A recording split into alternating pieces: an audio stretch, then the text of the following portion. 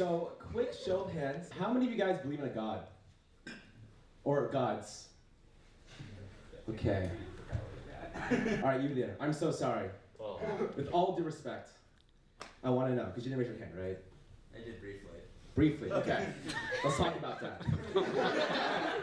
So let's say like tomorrow you die, right? Yeah. Alright, I hope that doesn't happen to you, but let's say like tomorrow you die. What do you think is going to happen to you? Nothing. Really. Just like blackout, like... Yeah. Yeah, I mean, that's kind of valid. Like I always think like, you know, the time before our lives, before we were born, right? Those thousands and millions of years, like nothing really happened. So like, maybe when you die, it's like that too, you just like, you don't know. But anyways, so I'm with you there. I don't know. When people ask me if I believe in God or like what my faith is, I say it's complicated. I don't want to be wrong. You know, I want to believe that there might be a God, but like, kind of like how a finance bro will like finance and like hedges bets with a portfolio to like minimize risk. I hedge my bets by being agnostic, okay? So like, I don't want to be wrong, right? I think there is a God or gods, but I think a better way to put it is that basically I have like a situationship with God. Like, for example, I'm like, babe, or babes, I don't know if it's really gods. Shit, I mean, look, we need to talk, okay? Like, I don't know if I love you. I don't know what we are. I don't know what this is, but I still want you around because like, I don't want to be alone when I die. That's like the best way to put it, right? But anyways, when I was a kid, this is a totally different story. Because my parents and I would take me to Chinese Christian church every single weekend, okay? And that was because we wanted to like deepen our relationship with free food. Right. So like every weekend, like clockwork, you know, they'd strut those big doors, they would look the pastor in the eye, shake his hand, say some stupid shit like, "Good to see you, brother." And then they would take a hard left into the kitchen and just get the Chinese food. Like, it was just without fail, you know? And then they'd eat that Chinese potluck food, come back to their seats, have a nice sleep-induced food coma while the sermon yaps about God. And I'm like, okay, you know what? Valid, right? We were happy, we were fulfilled. It sounds heavenly, no pun intended. And I mean, that was kind of like our week. But I remember all this as a kid, even though that's like, what, 10, 15 years now? It was traumatizing for me, okay? I had childhood trauma from Chinese Bible school. To put this in perspective, do you guys know what Kumon is? Show of hands. Oh my God. I am so sorry, holy shit. Okay, it's a plague. So if you don't know what Kumon is, to put it in the most simplest way possible, it's the educational equivalent of child labor. Okay, everyone in there is not happy. I feel like the Shein, like Temu factory kid workers are a bit more like, you know, happier than that.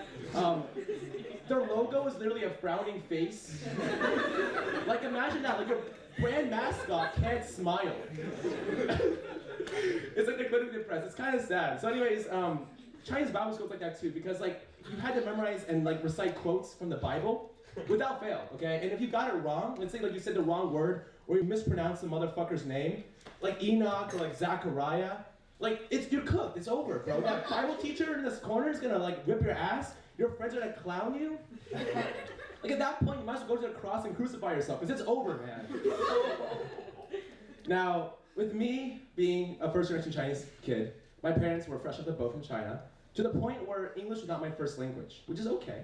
So Chinese was my first language. But you can imagine when I was in Chinese Bible school, and it asked me to read like Psalms 3:14 or some shit, right?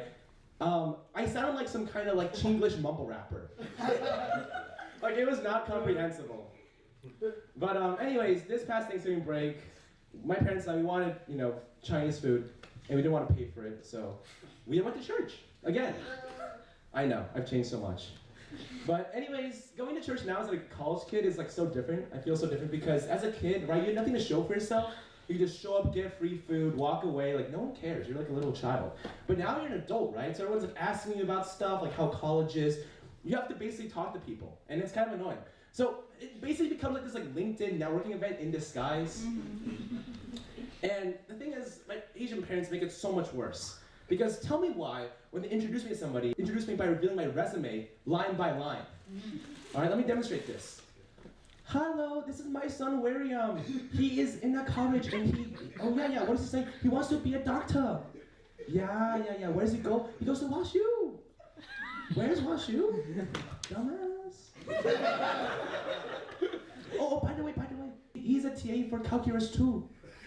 Like, Mom, what does me being a TA for calculus you have to be me being here at church right now? I want the free food, not to do integrals, okay?